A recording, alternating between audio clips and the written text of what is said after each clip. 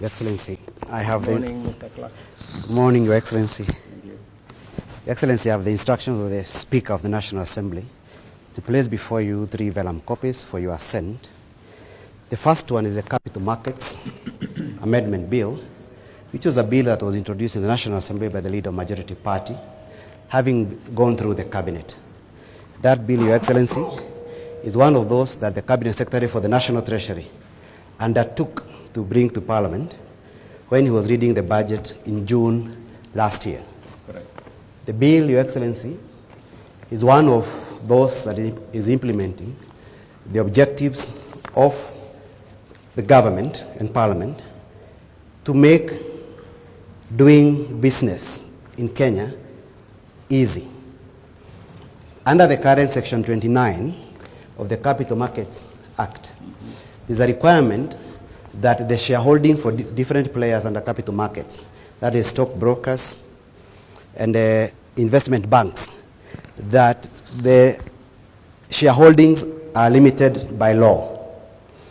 Now Parliament decided, for purposes of flexibility and making Kenya more competitive, should give those powers, delegate those powers to the Cabinet Secretary so that those decisions are made on flexible basis and to reflect the global markets so as to attract more investments in the Republic of Kenya.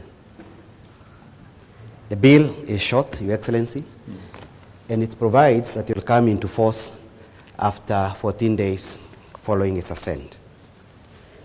Your Excellency, the second bill to come before you is a small one. It's a Provisional Collection of Taxes Repeal Bill. Simply a cleanup of our law book. The last one, Your Excellency, is a Government-Owned Enterprises Bill, the GOE Bill 2025. This bill was introduced in the National Assembly by the leader of the Majority Party, having been received from the Cabinet through the Office of the Attorney General. The bill, Your Excellency, introduces new ways in which the government will be making investments in its own entities.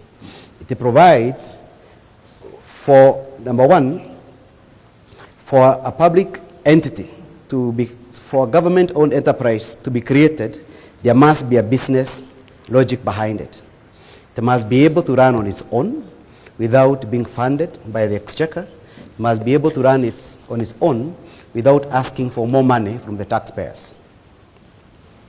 The bill also provides, Your Excellency, that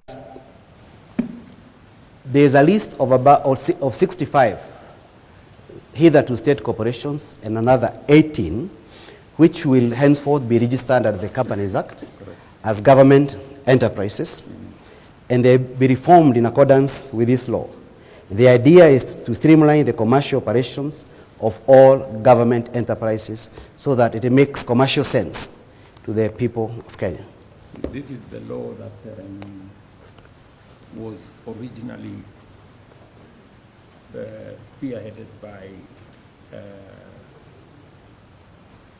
what was that member of parliament for Mandera? 𝐏𝐫𝐞𝐬𝐢𝐝. Yes. 𝐏𝐫𝐶𝐬𝐢𝐝, yes, Your Excellency. Yes. That was which year? 2014. Yes. So it's been doing the round.